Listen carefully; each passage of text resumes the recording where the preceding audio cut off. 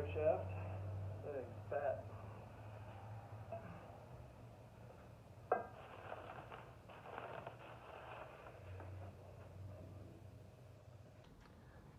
Alright, so this is the drive shaft I got from,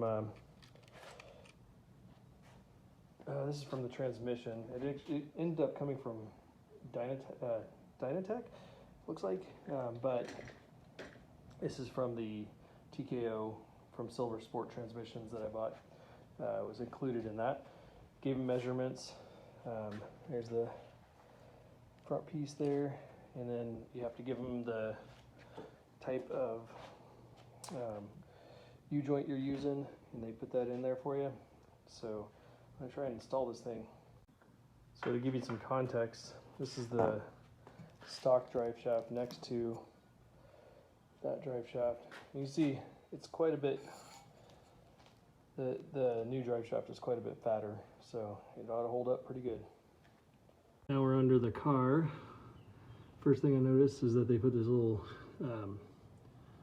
rubber plug in here to keep the tranny from leaking. I tried pulling it out by hand, but it's a little slick because there is a little bit of tranny fluid on it. So I'm just gonna grab a hold of that.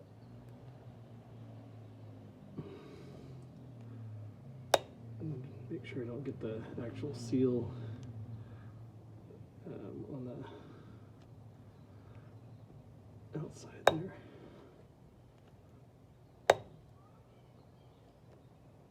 This dude does not want to come out.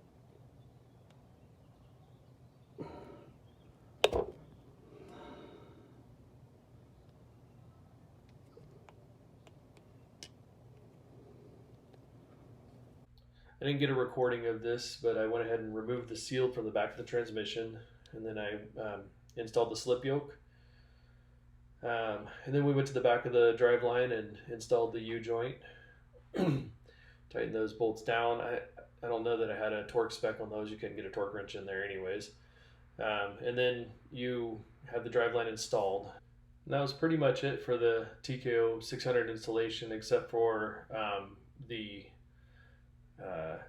speedometer cable. I went ahead and ran that up into the car and attached it to the side of the transmission. Otherwise, I think that's about it, and I'll continue on the build with following videos.